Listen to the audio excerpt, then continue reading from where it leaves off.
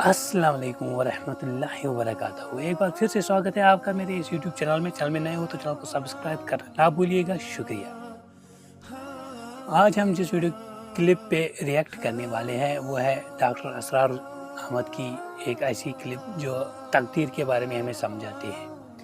تقدیر ایک ایسی چیز ہے جس کے بارے میں ہم بحث کرتے رہتے ہیں۔ آپ سب کو بھی پتہ ہے کہ یہ گناہ ہے تقدیر کے بارے میں بحث کرنا، پھر بھی ہم ایسا کرتے رہتے ہیں، جان بوجھ کے ہم یہ گناہ کرتے رہتے ہیں۔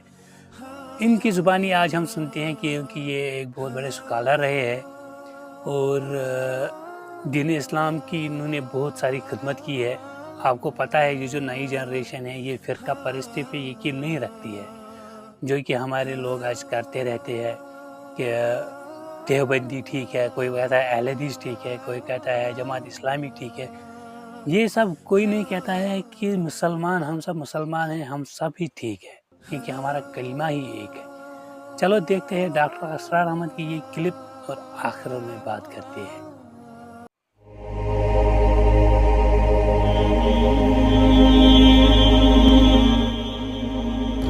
اسی علم کے حوالے سے اس شخص سے متعلق یہ چار باتیں جو ہیں لکھ دی جاتی ہیں۔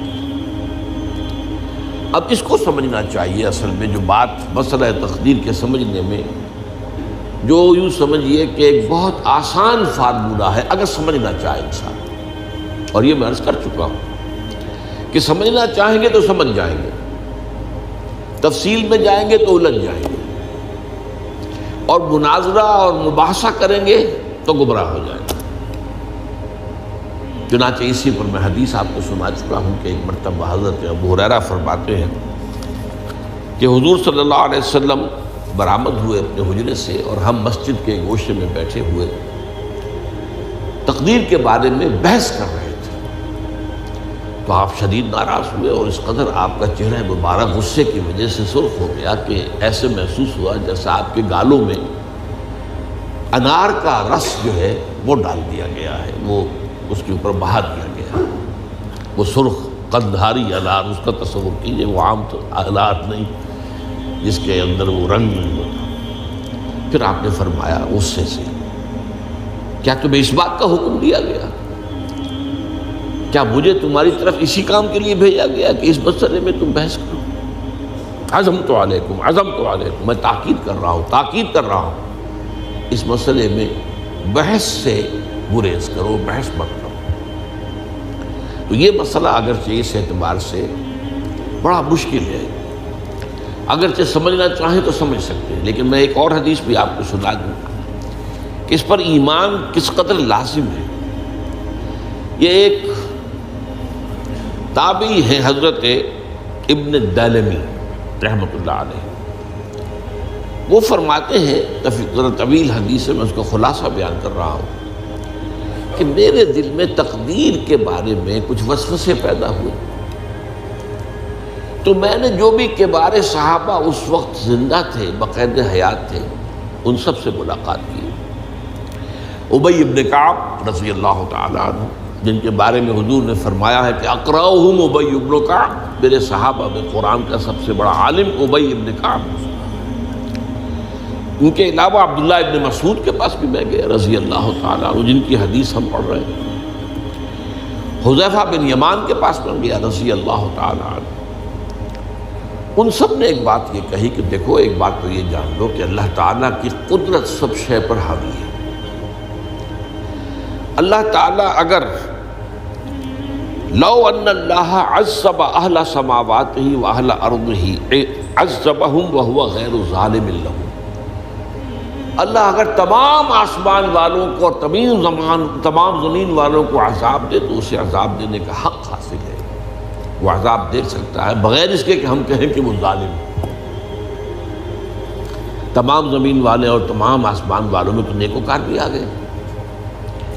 یہ اصل میں ایک بڑا اہم مسئلہ ہے کہ جو ہمارے اور معتزلہ کے درمیان مختلف فی ہے۔ معتزلہ ہی کے انداز میں اہل تشیع کا عقیدہ بھی ہے کہ اللہ پر عدل واجب ہے، اہل سنت کے نزدیک اللہ پر کوئی شے واجب نہیں، اللہ کا اختیار مطلق ہے، جو چاہے کرے۔ چنانچہ وہ ظالم کو معاف کر سکتا ہے جب چاہے، اور وہ کسی اچھے آدمی کو عذاب دے سکتا ہے جب چاہے۔ یغفر لمن یشاء ویعذب من یشاء واللہ علی کل شیء قدیر۔ یہ سورہ بقرہ کی آخری آیت میں ہے کہ آیات میں سے ہے، لاسٹ بٹ 3 آیت میں۔ تو اس اعتبار سے اللہ کا ایک تو اختیار مطلق ہے۔ پھر میں زید ابن ثابت کے پاس گیا تو انہوں نے یہی بات مرفوعاً بیان کی کہ میں نے خود حضور سے سنی ہے یہ بات۔ باقی 3 صحابہ کے بارے میں تو وہ کہتے ہیں کہ انہوں نے گویا کہ اپنی رائے کا اظہار کیا، اور اگر اللہ تعالیٰ چاہے لو رحمہم، تمام آسمان والوں اور تمام زمین والوں کو بخش دے اور رحم کرے، لکانت رحمتہ خیرا لہم من اعمالہم، تو اس کی رحمت جو ہے وہ یقیناً لوگوں کے اعمال سے بہت بالا ہے، بلند و برتر ہے، تو جو چاہے کرے۔ وہ ابو جہل کو بخش دے، کون اعتراض کر سکے گا؟ اور وہ کسی سے بڑے شخص کو جو ہے وہ عذاب دے، کون اعتراض کر سکتا ہے؟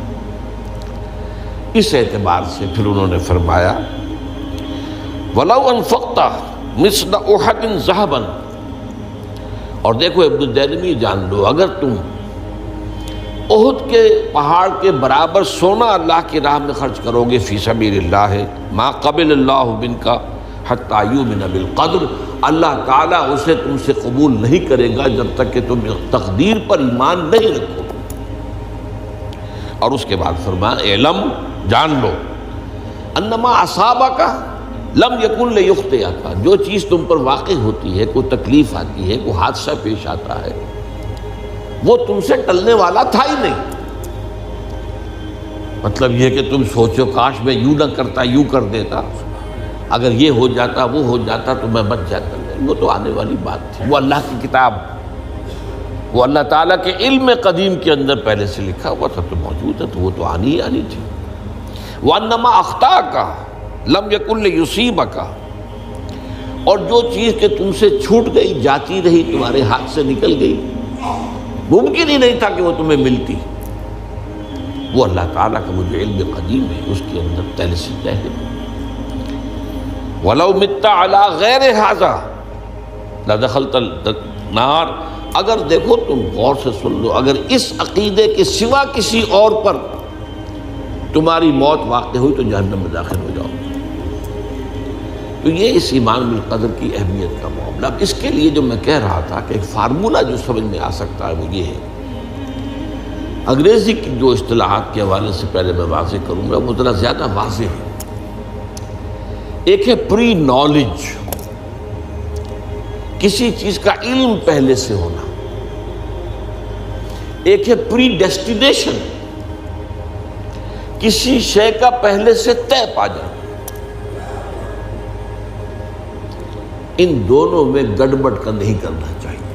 اللہ کا علم قدیم اس کے جبر کو مستلزم نہیں ہے، اس کا علم ہے یہ کہ تم یہ کرو گے، اس کا مطلب یہ نہیں ہے کہ تم اس کے جبر کے تحت کر رہے ہو۔ اس کی ایک سادہ سی مثال میں دیا کرتا ہوں، پھر میں عرض کروں گا، سمجھنا چاہیں تو یہ فارمولہ بہت کافی ہو جائے۔ آپ کسی بچے کے سامنے کوئی کھلونا ڈال دیں، آپ کو تقریباً یقین ہے وہ متوجہ ہوگا، اسے اٹھائے گا۔ ہو سکتا ہے بچہ کسی اور دھن میں ہو اس وقت، ادھر اس کی توجہ کسی اور کو نہ اٹھائے۔ اگر وہ اٹھا لیتا ہے تو آپ کے مجبور کرنے سے تو اس نے نہیں اٹھایا، اس نے تو اٹھایا ہے اپنے انسٹنکٹ کے تحت کہہ لیں، اپنے ارادے کے تحت کہہ لیں، آپ مجبور تو آپ نے کی۔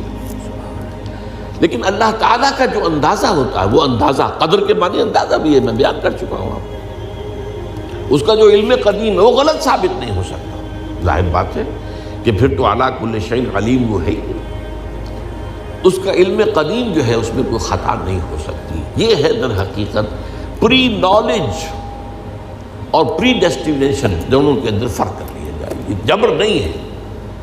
ہاں اللہ تعالیٰ کا علم ہے، اس علم کے مطابق چیز جو ہے وہ لکھتی گئی ہے، وہ تو ہو کر رہی ہے، ہوتی تو ہے، لیکن اس کے